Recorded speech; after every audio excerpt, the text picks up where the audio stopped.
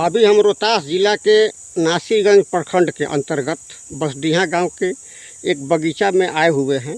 ऐसे हम कहीं जा रहे थे तो रास्ते में एक आदमी मिले, तो सोचे कि हम बात कर ले ग्राउंड लेवल पर जो काराकाट में वोट किस तरफ जा रहा है।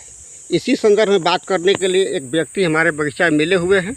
पूछते हैं इनका नाम क्या है और यह वोट कहाँ देने वाले हैं और किसको देने वाले हैं और किस उद्देश्य से देने वाले हैं।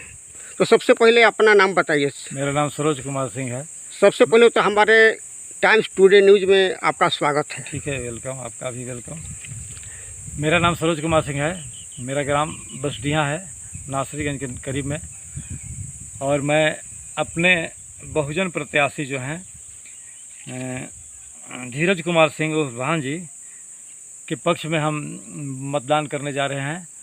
और धीरज कुमार सिंह जो हैं एक साधारण परिवार से आए हुए हैं। एक साधारण किसान के बेटे थे, जिनके पिताजी सारीवाहन कॉलेज में भगवानपुर में बड़ा बाबू थे। एक छोटे ओहदे पर रहते हुए संस्कार और सृजन के साथ अपने बच्चे को पाले और सब बच्चों का नाम श्री राम जी, भान जी, नारायण जी भगवान के नाम पर ही दिए और संस्कार से सृजित किए और पढ़ने में लगनशील से प्रोत्साहन किए। बच्चे जो हैं अधिकारी भी बन गए, उनके घर के लोग कुछ कलेक्टर बन गए, कुछ एसडीएम बन गए, कुछ जज बन गए।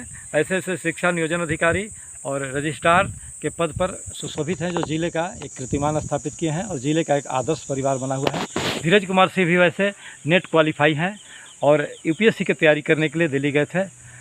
तैयारी के आखिरी चरण में इनके इंटरव्यू वगैरह में जहाँ भी कुछ चुप हो गई हुई, जिसके चलते इन्होंने समाज सेवा की तरफ अपना रुख बदल दिया और समाज सेवा करने के लिए सोच लिए। और 10 साल पहले से भी बहुजन पार्टी में ही समाज सेवा करते नज़र आ रहे हैं। और इनकी सौभाग्य की बात है कि मायावती जी ने, बहुत से प्रत्याशी ने अपने नंबर लगाया टिकट के लिए, लेकिन मायावती जी ने इन्हीं को सबसे बेहतर चुना, क्योंकि पढ़े लिखे साक्षर और ईमानदार हैं, युवा हैं, यंग हैं, समाज सेवा की आकांक्षाएं इनसे ज़्यादा उन्हें लगा। और एकमात्र ऐसा उम्मीदवार हैं काराकाट से जो राष्ट्रीय पार्टी से हैं, नहीं तो सारे लोग क्षेत्रीय पार्टी, स्टेट लेवल की पार्टी और निर्दलीय प्रत्याशी हैं। एकमात्र उम्मीदवार हैं जो राष्ट्रीय पार्टी से हैं और धीरज कुमार से, जिनका नाम भान सिंह है। ये बहुत ही उज्जवल और सकारात्मक व्यक्ति हैं और क्षेत्र की बहुत आकांक्षाओं पर काम करेंगे। इनकी प्राथमिकता है कि मैं शिक्षा के क्षेत्र में सबसे पहले अपने संसदीय क्षेत्र में प्राथमिकता दूंगा कि शिक्षा के क्षेत्र में हमारा जो विकास करे, हमारा समाज विकास करे। स्वास्थ्य के क्षेत्र में भी है इनका, और ऐसे बहुत सा क्षेत्र हैं। सभी लोगों के मनोबल को बढ़ाने के लिए, सभी लोगों की इच्छाओं को सम्मान देने के लिए, सभी वर्गों को समान दर्जा देने के लिए, बहुजन सुखाय और बहुजन हिताय की भावना से समाज सेवा करने के लिए काराकाट की सौभाग्य है कि हमारे क्षेत्र में आए हुए हैं।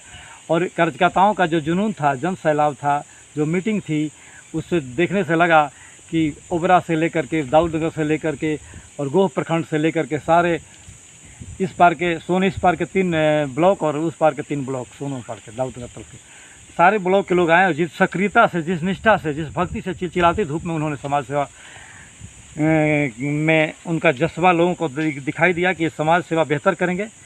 इसी उम्मीद के साथ मैं इनके विचारों को कहते हुए मैं चाहूँगा कि हम सभी लोग पूरा निष्ठा और भक्ति झोंक दें और समाज सेवा में एक बेहतर इंसान जो आया है हमारे क्षेत्र में काराकाट के, उसके उत्थान के लिए जी जान से हम प्रयास करें और प्रयासरत भी हैं। उम्मीद है कि सबसे बड़ी पार्टी के रूप में भान जी जो हैं धीरज कुमार सिंह हमारे यहाँ आएंगे और सफल होंगे और संसद बनेंगे।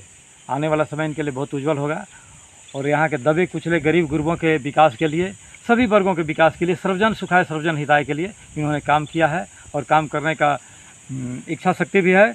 और इनके परिवार जो हैं इनकी कोई महत्वाकांक्षा पैसा कमाने के लिए नहीं है कि मैं संसद बनूंगा तो पैसा कमाऊंगा, और समाज सेवा ही सबसे बेहतर इनका जीवन लक्ष्य है, क्योंकि ऊंचे आदर्श का व्यक्ति हैं और ऊंचे आदर्श का इनका परिवार है, जो जिला की विरासत है। जिला के लोग सीखते हैं कसेर गाँव से। उपेंद्र सिंह कुशवाहा के विषय में आप क्या कहेंगे? उपेंद्र कुशवाहा के संदर्भ में मैं ही कहेंगे कि 10-15 साल से सत्ता में हैं, कार्यरत हैं, लेकिन ज़्यादातर गाड़ियों में बंद गाड़ी में घूमते हैं। गाँव के महत्व को समझते नहीं हैं, ज़मीनी हकीकत मालूम करने की कोशिश नहीं करते हैं। विकास कहीं कहीं करते हैं और जहाँ तक केंद्रीय विद्यालय का सवाल था, दाऊदनगर नासिरगंज में बोले थे कि केंद्रीय विद्यालय खुलवाएंगे। किसके दबाव में आकर इधर से उधर दोनों केंद्रीय विद्यालय ले गए। नासिरगंज का दुर्भाग्य है, नासिरगंज क्षेत्र का दुर्भाग्य है कि केंद्रीय विद्यालय इनको देना चाहिए था, जो नहीं दे पाए। अमियावर जैसे गांव को गोद लिए, कोई विकास नज़र नहीं आ रहा है गांव में। इसीलिए प्रतिशोध में वहाँ के प्रियंका कुमारी, गांधी चौधरी की पत्नी प्रियंका कुमारी, जो जिला परिषद से थी, उन्होंने आज प्रत्याशी गांधी के रूप चौधरी में ने एक अलग पार्टी से, ओवैसी की पार्टी ओवैसी की पार्टी से अपना नामांकन दर्ज किया है। और वहाँ के जो भी जनमानस हैं, वहाँ के जो वोटर हैं, वो उपेक्षित हैं, उन्हीं के पक्ष में चले गए हैं और उन्होंने वहाँ पे विकास करने के लिए ठाना है। और अपनी पार्टी ओवैसी की पार्टी से उन्होंने, गांधी चौधरी ने अपना राजनीति खड़ा किया है। तो ये सब क्या कहा जाएगा? उपेंद्र कुशवाहा की लापरवाही कहा जाएगी, या ज़मीन से न जुड़ने का कारण कहा जाएगा? ज़्यादातर समय गाड़ियों में घूमते हैं, फिरते हैं और गांव को ज़्यादा अहमियत नहीं देते हैं। पवन सिंह के विषय बताइए।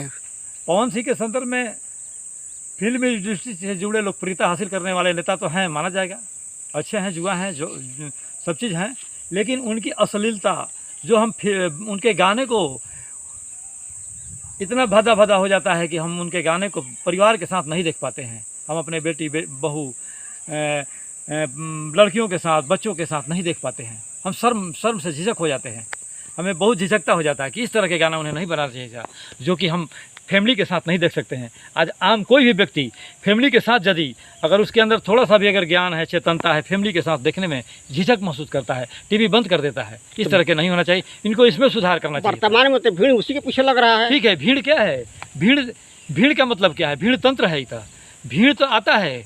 बताइए, क्या ये भीड़ वोट में नहीं तब्दील होगा? हाँ, भीड़ यदि वोट में तब्दील हो जाता है तो भीड़ सही है। अगर भीड़ वोट में तब्दील नहीं होता है तो भीड़ सही नहीं है।